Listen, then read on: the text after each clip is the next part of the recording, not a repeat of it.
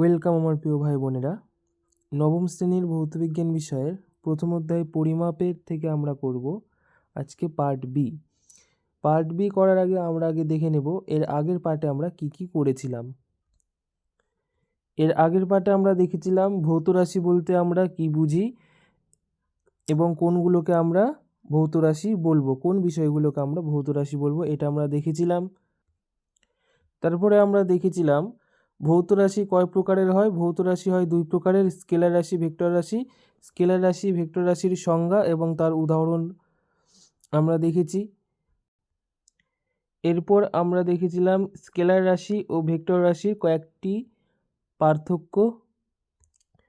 এরপরে আমরা দেখেছি ভৌত রাশির একক বলতে আমরা কি বুঝি এবং ভৌত রাশির এককের প্রয়োজনীয়তা কী। এরপরে আমরা এককের প্রতীক লেখার কয়েকটি আন্তর্জাতিক নিয়ম ও তার উদাহরণ সহযোগে বুঝেছিলাম যে কোনো একটি একক লিখতে আমাদের কি কি নিয়ম পালন করতে হবে। এরকম 6টা নিয়ম ছিল, এই 6টা নিয়ম আমরা দেখেছিলাম।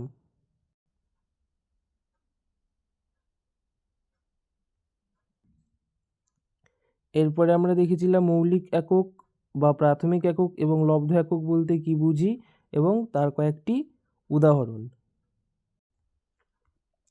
এরপরে আমরা দেখেছি এককবিহীন ভৌত রাশি বলতে আমরা কি বুঝি তা এবং এককবিহীন ভৌত রাশির কয়েকটি উদাহরণ। দুটি এককবিহীন ভৌত রাশির যে ব্যতিক্রম রয়েছে সেটা আমরাও দেখেছিলাম।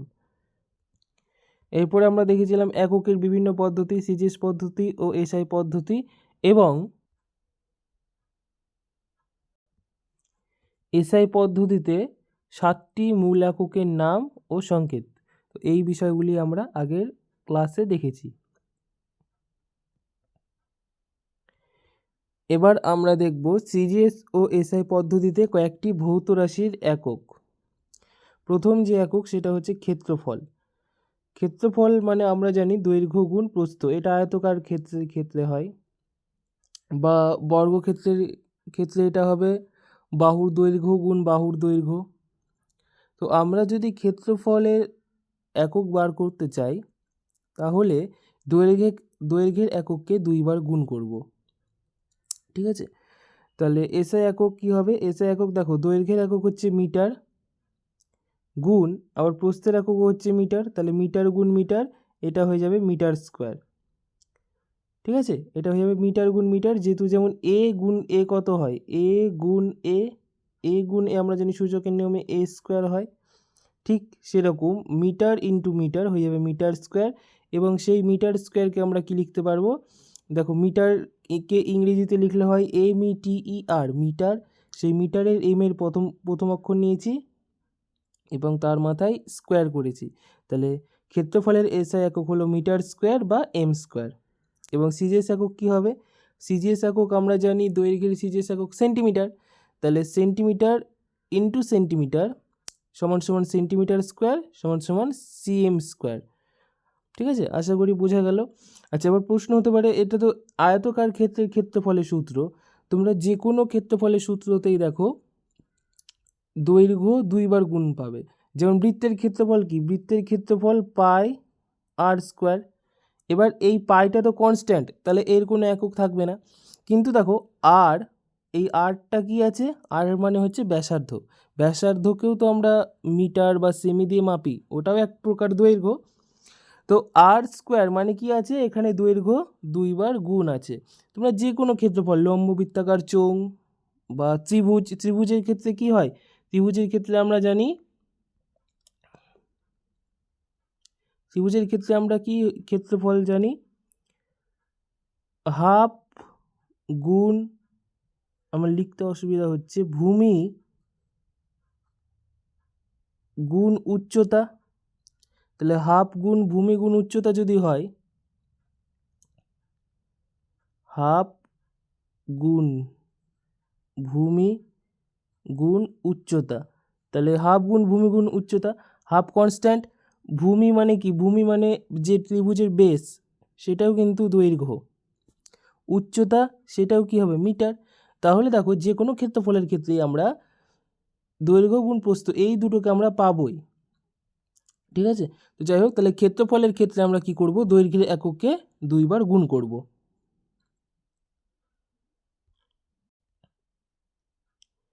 এবার আছে আয়তন। ক্ষেত্রফলের ক্ষেত্রে যেমন দৈর্ঘ্যের এককে 2 বার গুণ করলাম, আয়তনের ক্ষেত্রে দৈর্ঘ্যের এককে 3 বার গুণ করব। যেমন আয়তক্ষেত্রের আয়তন দেখো, দৈর্ঘ্য গুণ প্রস্থ গুণ উচ্চতা। আবার যদি আমি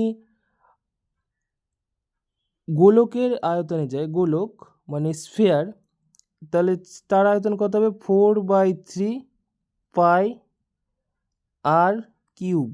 তাহলে 4/3 পাই আর কিউব, দেখো 4/3 পাই কনস্ট্যান্ট, আর আরটা কি, ব্যাসার্ধ। তাহলে এই ব্যাসার্ধ দেখো 3 বার গুণ করতে হচ্ছে আমাকে, ঠিক আছে। ব্যাসার্ধকে 3 বার গুণ করতে হচ্ছে, তাহলে তো আমি আর কিউব পাবো। তাহলে এখান থেকে আমি বুঝতে পারছি যে আয়তন মানে আমাকে দৈর্ঘ্যের এককে 3 বার গুণ করতে হবে। তাহলে এসআই পদ্ধতির দৈর্ঘ্যের একক কি, মিটার। তাহলে দেখো মিটার গুণ মিটার গুণ মিটার সমান সমান হয়েছে মিটার কিউব, যেহেতু 3 বার মিটার গুণ আছে, সূচকের নিয়ম এটা, মিটার কিউব। এবার মিটারকে যেহেতু আমরা লিখতে পারি এম, স্মল এম, তাহলে স্মল এম কিউব, ঠিক আছে।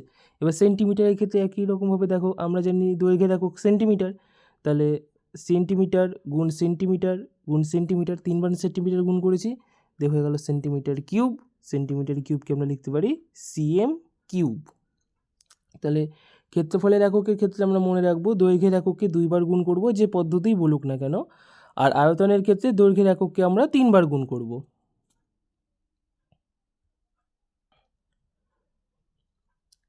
এবার আমরা ঘনত্বের এসআই একক ও সিজিএস একক নির্ণয় করব।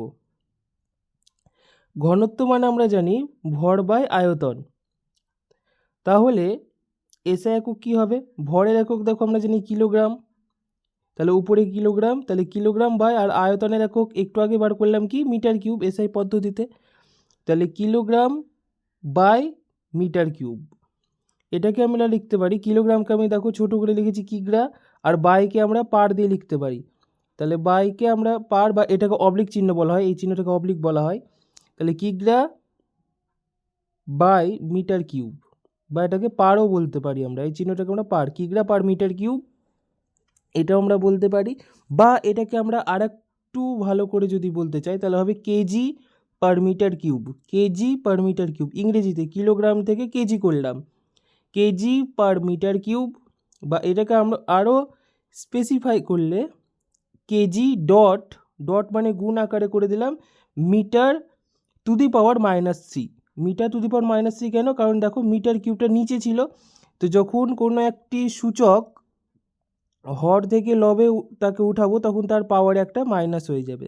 এগুলো আমরা সূচকের নিয়মে ক্লাস 9-এ সূচক আছে, 2য় অধ্যায়। তো আশা করি এটা বোঝা গেল। এবার একই রকম করে সিজিএস এককও তাই হবে। সিজিএস এককে কি হয়, ভরের একক গ্রাম, আর আয়তনের একক সিজিএস পদ্ধতির বার করলাম সেন্টিমিটার কিউব, বা এটাকে ঘন সেমিও বলা হয়।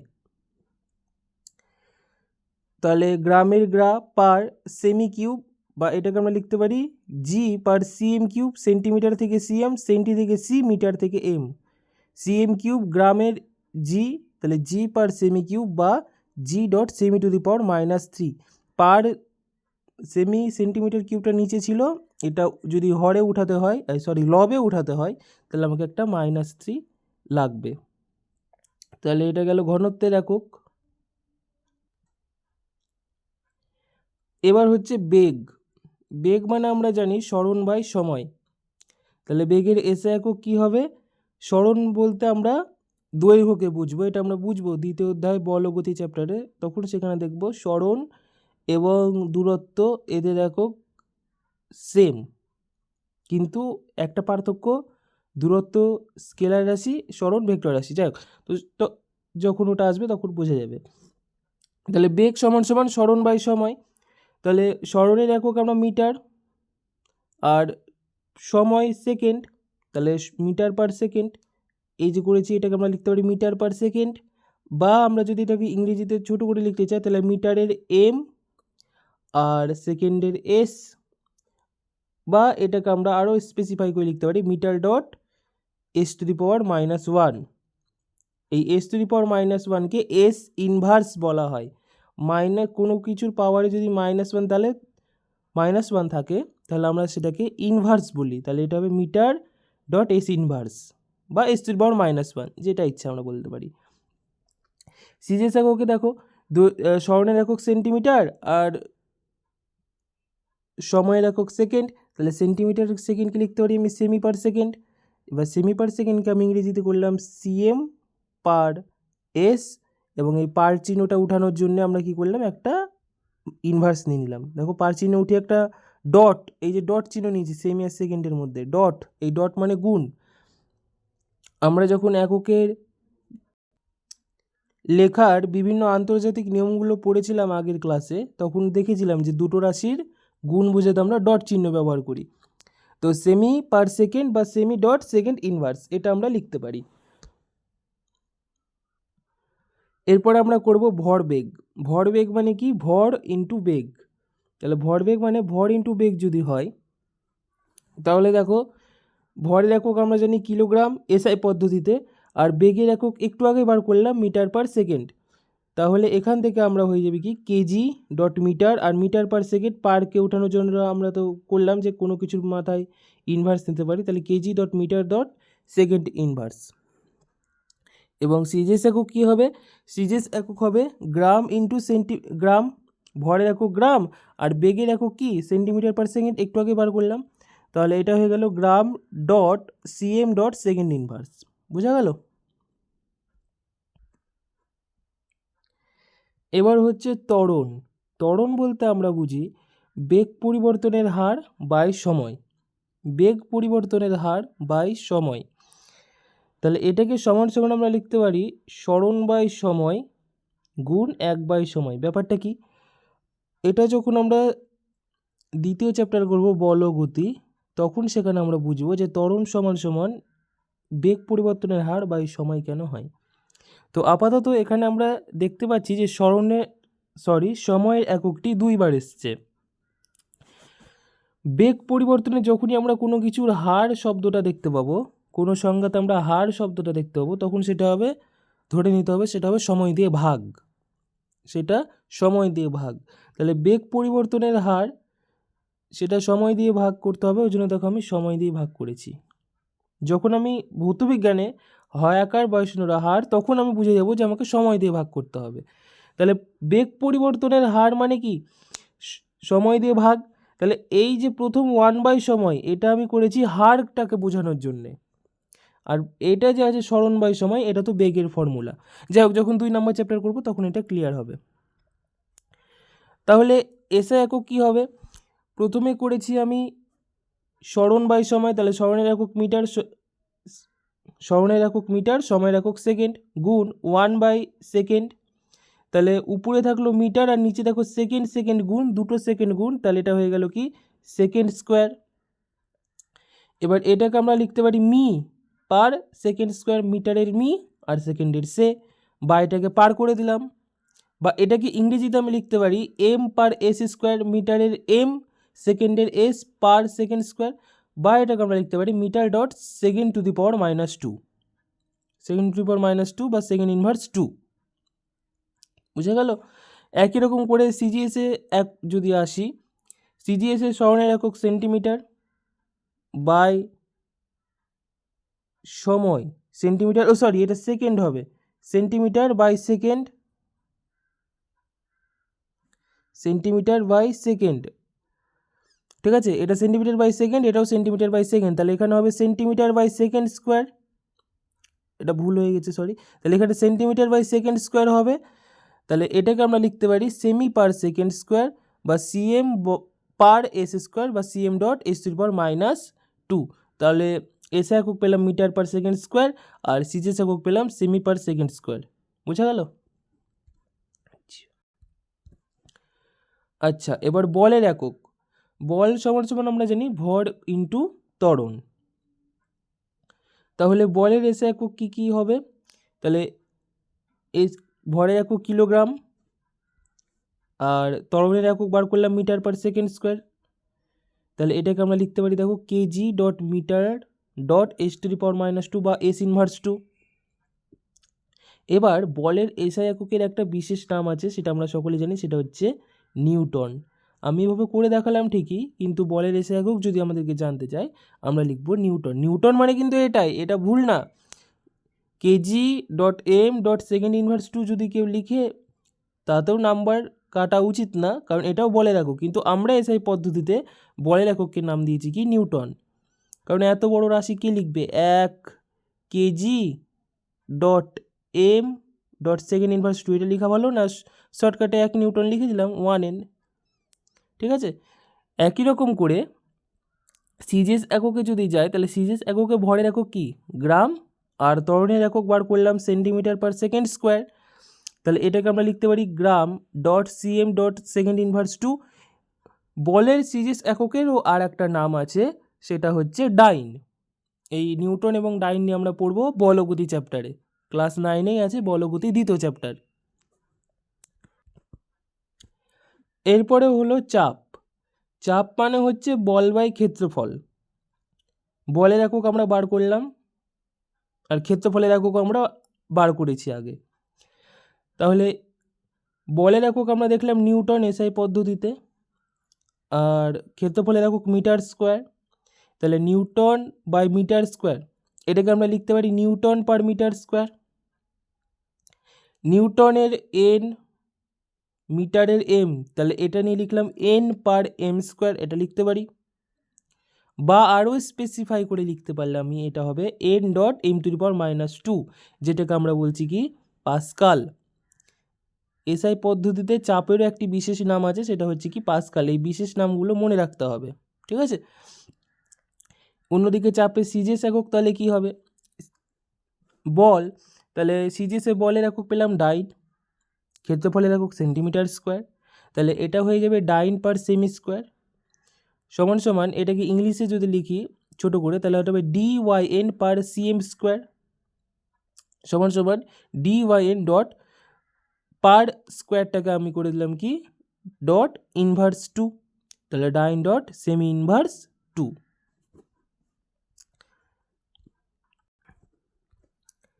এরপরে আছে কার্য।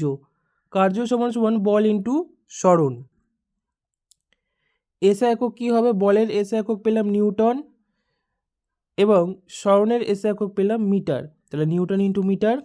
এরও একটা বিশেষ নাম আছে, কার্যর এসআই পদ্ধতিরও একটা বিশেষ নাম আছে, সেটা হচ্ছে জুল। আর সিজিএস একক কী হবে, বলের সিজিএস একক পেলাম ডাইন, সরণের একক সেন্টিমিটার, তাহলে ডাইন ইন্টু সেন্টিমিটার। সিজিএস পদ্ধতিতেও কার্যের এককের একটা বিশেষ নাম আছে, সেটা হচ্ছে আর্গ। এই কার্যের এসআই একক, সিজিএস একক, কার্যের মাত্রা বা কার্য সমান বল ইন্টু সরণ হলো কেন, এগুলো আমরা জানবো। সূচিপত্র যদি খোলো তাহলে দেখতে হবে একটা চ্যাপ্টার আছে কার্যক্ষমতা শক্তি, আমাদের ভৌতবিজ্ঞান বইয়ে, সেখানে আমরা জানবো এই কার্যের একক বা কার্যটা কি, আরও ডিটেলসে জানবো। এরপরে দেখব ক্ষমতার একক। ক্ষমতার সমান সমান হয় কার্য বাই সময়। তাহলে কার্যের এসআই একক দেখলাম আমরা হলো জুল, আর সময়ের একক সেকেন্ড, তাহলে জুল বাই সেকেন্ড, এটাকে আমরা লিখতে পারি joule per second. Joule per second, জুলের জে, সেকেন্ডের এস। এবার জুলের জে কেন বড় হাতের, যেহেতু জুল একজন বিজ্ঞানীর নাম, তাহলে জে পার এস, বা এটাকে লিখতে পারি জে ডট এস ইনভার্স। এবং এসআই এককের নাম আছে, ক্ষমতার এসআই এককের একটি বিশেষ নাম আছে, সেটা হচ্ছে ওয়াট। সিজিএস একক কী হবে, সিজিএস একক, কার্যের সিজিএস একক হচ্ছে আর্গ, সময় হচ্ছে সেকেন্ড, তাহলে এটা হয়ে যাবে আর্গ পার সেকেন্ড। আর্গ পার সেকেন্ডকে লিখতে পারি ইআরজি পার এস, সেকেন্ডের এস, এবং এটাকে আমরা লিখতে পারি আর্গ ডট এস ইনভার্স 2। তাহলে আমরা তিনটি এসআই পদ্ধতিতে তিনটি ভৌত রাশি একক দেখেছিলাম, সেটা হচ্ছে কি 7টি, তবে আপাতত 3টি, দৈর্ঘ্যের মিটার, ভরের গ্রাম, সময়ের সেকেন্ড। এই 3টি রাশি নিয়ে আমরা বেশ কয়েকটি রাশির একক আমরা নির্ণয় করলাম। আরও অনেক ভৌত রাশি আছে, তবে এগুলো আমরা করলাম। এরপরে যাব প্রমাণ মিটারের সংজ্ঞায়। দৈর্ঘ্যের একক, সিজিএস পদ্ধতির দৈর্ঘ্যের একক সেন্টিমিটার, এসআই পদ্ধতিতে দৈর্ঘ্যের একক মিটার। এবার প্রমাণ মিটারের সংজ্ঞা। যখন আমরা দেখেছিলাম গত ক্লাসে যে একক বলতে কি বুঝি, তখন আমরা দেখেছিলাম যে একটি নির্দিষ্ট মানকে আমরা প্রমাণ ধরে নেব। প্রমাণ ধরে নেব মানে কি, ওই রাশির মানটাকে আমরা ফলো করে অন্যান্য এককগুলোকে মাপব। প্রমাণ মিটারের সংজ্ঞা কি না, ফ্রান্সের রাজধানী প্যারিস শহরে আন্তর্জাতিক ওজন ও পরিমাপ কার্যালয়, যার নাম হচ্ছে the international bureau of weights and measures, 0 degree C বা 273 কেলভিন উষ্ণতায় রাখা প্ল্যাটিনাম ও ইরিডিয়ামের সংকর ধাতু, যেখানে 90% প্ল্যাটিনাম এবং 10% ইরিডিয়াম থাকে, দিয়ে তৈরি একটি দণ্ডের ওপর দুটি নির্দিষ্ট দাগের মধ্যবর্তী দূরত্বকে 1 মিটার বা 1 প্রমাণ মিটার বলা হয়। আবার বলছি, ফ্রান্সের রাজধানী প্যারিস শহরে আন্তর্জাতিক ওজন ও পরিমাপ কার্যালয়ে the international bureau of weights and measures, 0 degree Celsius বা 273 কেলভিন উষ্ণতায় রাখা প্ল্যাটিনাম ও ইরিডিয়ামের সংকর ধাতু, যাতে 90% প্ল্যাটিনাম 10% ইরিডিয়াম দিয়ে তৈরি একটি দণ্ডের ওপর দুটি নির্দিষ্ট দাগের মধ্যবর্তী দূরত্বকে 1 মিটার বা 1 প্রমাণ মিটার বলা হয়।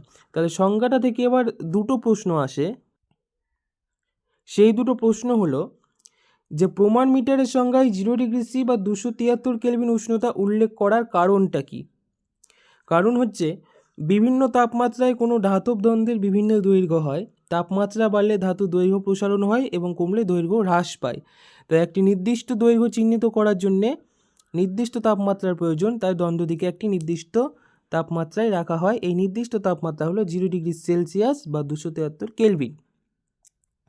বিভিন্ন তাপমাত্রায় কোনো ধাতব দ্বন্দ্বের বিভিন্ন দৈর্ঘ্য হয়, একদম, কারণ বিভিন্ন দৈর্ঘ্য প্রসারণ গুণাঙ্ক বলে একটা টার্ম আছে, যেটা আমরা ক্লাস 10-এ জানবো। তাপের ঘটনাসমূহ বলে একটা চ্যাপ্টার আছে, সেখানে আমরা দেখব।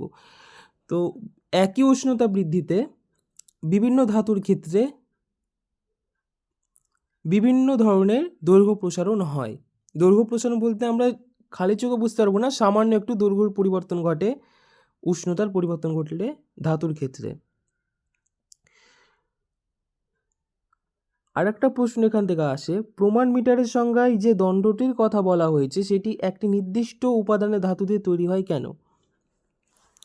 তাপমাত্রার সমান পরিবর্তনে বিভিন্ন উপাদানের দণ্ডের দৈর্ঘ্য বা বৃদ্ধি হ্রাস বিভিন্ন হয় কেন। দৈর্ঘ্য প্রসারণ গুণাঙ্ক বলে একটা টার্ম আছে, সেই টার্মটার জন্য এই ঘটনাটা ঘটে। সে কারণে দৈর্ঘ্য মাপার জন্য একটি নির্দিষ্ট উপাদানের প্রয়োজন হয়। প্ল্যাটিনাম ও ইরিডিয়াম সংকর ধাতু হলো ওই নির্দিষ্ট উপাদান। উপরন্তু ওই সংকর ধাতুর ক্ষয় খুব কম, ফলের দণ্ডটির দৈর্ঘ্য কমে যাওয়ার সম্ভাবনা থাকে না। এবার প্রমাণ মিটারের আধুনিক সংজ্ঞা। বর্তমানে বিজ্ঞান অনেক উন্নত হয়েছে, কাজেই সংজ্ঞাও উন্নত হয়েছে। প্রমাণ মিটারের আধুনিক সংজ্ঞা কি বলছে, 86 ভর সংখ্যা বিশিষ্ট ক্রিপ্টন। আশা করি ভর সংখ্যা কি আমরা জানি, ভর সংখ্যা মানে প্রোটন সংখ্যা প্লাস নিউট্রন সংখ্যা, সেগুলো আমরা পড়বো 9 চ্যাপ্টার পরমাণুর গঠন। 86 ভর সংখ্যা বিশিষ্ট ক্রিপ্টন একটা নিষ্ক্রিয় গ্যাস। ক্রিপ্টন গ্যাসের আইসোটোপ, এই যে আইসোটোপ, এই টার্মটা কি, এই টার্মটা জানা আছে অনেকেরই, আবার অনেকে জানা নেই। জানা থাকলেও ভালো, জানা না থাকলেও ভালো। ক্লাস 9 পরমাণুর গঠন চ্যাপ্টার যেখানে আছে, ওখানে আমরা পেয়ে যাব আইসোটোপকে। উদ্দীপ্ত অবস্থায় যে কমলা লাল বর্ণের আলো বিকিরণ করে, শূন্যস্থানে সেই আলোর তরঙ্গ দৈর্ঘ্যের 1650763.75 গুণ দৈর্ঘ্যকে প্রমাণ মিটার বলা হয়। তরঙ্গ দৈর্ঘ্য কি, শব্দ চ্যাপ্টার, একদম লাস্ট চ্যাপ্টার 9-এর। এবং প্রমাণ মিটারের সংজ্ঞা কি, এক প্রমাণ মিটারের 100 ভাগের 1 ভাগকে 1 প্রমাণ সেন্টিমিটার বলা হয়। এবার আমরা দেখব ভরের একক। ভরের এসআই একক হলো কিলোগ্রাম, সিজিএস একক হলো গ্রাম। প্রমাণ কিলোগ্রামের সংজ্ঞা, ফ্রান্সের রাজধানী প্যারিসের আন্তর্জাতিক ওজন ও পরিমাপ কার্যালয়ে প্ল্যাটিনাম ও ইরিডিয়ামের সংকর ধাতু দিয়ে তৈরি একটি বিশেষ নিরেট চোঙের ভরকে 1 কিলোগ্রাম বা 1 কেজি বলা হয়। এছাড়াও 4 ডিগ্রি সেলসিয়াস বা 277 কেলভিন উষ্ণতায় 1 লিটার জলের ভরকে 1 কিলোগ্রাম বলা হয়। এটা ছিল প্রমাণ কিলোগ্রামের সংজ্ঞা। এবার এখান থেকে আরেকটা প্রশ্ন আসতে পারে যে আমরা তো প্রমাণ মিটারের সংজ্ঞায় একটি নির্দিষ্ট উষ্ণতার উল্লেখ করলাম, কিন্তু কিলোগ্রামের সংজ্ঞায় উষ্ণতা উল্লেখের প্রয়োজন হলো না কেন? কারণ তাপমাত্রা বৃদ্ধি বা হ্রাসে কোনো বস্তুর ভরের কোনো পরিবর্তন হয় না, তাই প্রমাণ কিলোগ্রামের সংজ্ঞায় তাপমাত্রা উল্লেখের প্রয়োজন পড়ে না। প্রমাণ কিলোগ্রামের আধুনিক সংজ্ঞা কি বলছে? 5.0188 × 10⁻25 সংখ্যক কার্বন, যেখানে কার্বন পরমাণুর ভর সংখ্যা হচ্ছে 12, পরমাণুর ভরকে 1 কিলোগ্রাম ধরা হয়। এটা হচ্ছে কিলোগ্রামের আধুনিক সংজ্ঞা। এবং প্রমাণ গ্রামের সংজ্ঞা কি হবে তাহলে? 1 কিলোগ্রামের 1000 ভাগের 1 ভাগকে 1 প্রমাণ গ্রাম বলা হয়, কারণ আমরা জানি 1 কিলোগ্রাম সমান 1000 গ্রাম। এছাড়াও 4 ডিগ্রি সেলসিয়াস বা 277 কেলভিন উষ্ণতায় 1 ঘন সেন্টিমিটার বিশুদ্ধ জলের ভরকে 1 গ্রাম বলা হয়। এখানে আমার একটু ভুল হয়ে গেছে, সেটা আমি বলছি। না, ঠিকই করেছি। তাহলে এই গেল ভরের একক। এবার হলো সময়ের একক। এসআই এবং সিজিএস পদ্ধতিতে সময়ের একক হলো গড় সৌর সেকেন্ড বা সংক্ষেপে সেকেন্ড। এখন এই গড় সৌর সেকেন্ডটা কি দেখা যাক। প্রথমে আমরা দেখি সৌরদিন কি। পৃথিবীর কোন স্থানে ভৌগোলিক মধ্যরেখা বলতে আমরা দ্রাঘিমা রেখাকে বুঝবো, পরপর দুবার একইভাবে সূর্যের সামনে আসতে যে সময় লাগে সেই সময়কে 1 সৌরদিন বলা হয়। অর্থাৎ কোনো স্থানে সূর্য ডুবলো বা এরকম করে বলা যাবে না, ভৌগোলিক মধ্যরেখা বলতে অক্ষরেখা দ্রাঘিমা রেখার এখানে ব্যাপার আছে। তো যাই হোক, তো মোট কথা একদিনকে 1 সৌরদিন বলা হয়। গড় সৌরদিন 1 বছরের সমস্ত সৌরদিনের মানকে যোগ করে 365 দিয়ে ভাগ করলে যে গড় মান পাওয়া যায় তাকে গড় সৌরদিন বলে। এবার গড় সৌরদিনের প্রয়োজন হলো কেন? গড় সৌরদিনের প্রয়োজন হলো কেন? 1 সৌরদিন দিয়ে হিসাব করা যেত না? যেত, কারণ সৌরদিন সব জায়গায় সমান হয় না। যেমন আমাদের এখন শীতকাল, তাহলে আমাদের এখানে দিন ছোট, কিন্তু দক্ষিণ গোলার্ধে দিন বড়, তাহলে সৌরদিন নিয়ে কাজ করা যাবে না, ওই জন্য গড় সৌরদিনের মানটাকে নেওয়া হয়। এবার সেকেন্ডের সংজ্ঞা কি? গড় সৌরদিনের 86,400 ভাগের 1 ভাগকে 1 গড় সৌর সেকেন্ড বা 1 সেকেন্ড বলা হয়। সেকেন্ডের আধুনিক সংজ্ঞা: চৌম্বক ক্ষেত্রে তেজস্ক্রিয় সিজিয়াম 133 পরমাণুর 9192631770 সংখ্যক পূর্ণ অভ্যন্তরীণ কম্পনের জন্য প্রয়োজনীয় সময়কে 1 সেকেন্ড বলা হয়। এরপরে লাস্ট আয়তনের একক। আয়তনের এসে একক হলো ঘনমিটার বা মিটার কিউব, আমরা নির্ণয় করলাম। আর সিজিএস একক হলো ঘন সেমি বা সেমি কিউব। এছাড়াও তরল পদার্থের আয়তন মাপার জন্যে লিটার বা মিলিলিটার একক ব্যবহার করা হয়। লিটারের সংজ্ঞা: 4 ডিগ্রি সেলসিয়াস উষ্ণতায় 1 কিলোগ্রাম বিশুদ্ধ জলের আয়তনকে 1 লিটার বলা হয়। এখন প্রশ্ন হচ্ছে, লিটারের সঙ্গে 4 ডিগ্রি সেলসিয়াস উষ্ণতা উল্লেখের কারণ কি? জলের তাপমাত্রা 4 ডিগ্রি সেলসিয়াসের কম বা বেশি হলে জলের ঘনত্ব কমে যায়, ফলে 1 কিগ্রা জলের আয়তন 1 লিটারের চেয়ে বেশি হয়। এই জন্য নির্দিষ্ট আয়তন বোঝাতে লিটারের সঙ্গে 4 ডিগ্রি সেলসিয়াস উষ্ণতার উল্লেখ থাকে। এটা আমরা আপাতত মনে রাখবো। ঘটনাটা কেন হয় সেটা আমরা জানবো তাপের ঘটনাসমূহ অধ্যায়। এই ঘটনাকে বলা হয় জলের ব্যতিক্রান্ত প্রসারণ। অন্যান্য তরলের ক্ষেত্রে কি হয়? উষ্ণতা বাড়লে আয়তন কমে, ঘনত্ব বাড়ে। কিন্তু জলের ক্ষেত্রে 4 ডিগ্রি সেলসিয়াস উষ্ণতা পর্যন্ত যদি আমি উত্তপ্ত করি, তাহলে এর ক্ষেত্রে উল্টো ঘটনা ঘটে, আয়তন বাড়ে, ঘনত্ব কমে। যাই হোক, এটা পরে ক্লিয়ার করব ওই অধ্যায়ে। আপাতত এটা মনে রাখতে হবে। আর মিলিলিটারের সংজ্ঞা হবে 4 ডিগ্রি সেলসিয়াস উষ্ণতায় 1 গ্রাম বিশুদ্ধ জলের আয়তনকে 1 মিলিলিটার ধরা হয়। এই ছিল আজকের ক্লাস। আশা করি ভিডিওটি তোমাদের ভালো লেগেছে। ভিডিওটি ভালো লাগলে অবশ্যই একটি লাইক করে দিও এবং কমেন্টে অবশ্যই জানিও ভিডিওগুলি কেমন লাগছে, বা আমার কোনো ভুল ত্রুটি যদি থাকে অবশ্যই কমেন্টে জানিও এবং বন্ধুদের সাথে শেয়ার করো। থ্যাংক ইউ, দেখা হচ্ছে পরের ভিডিওতে।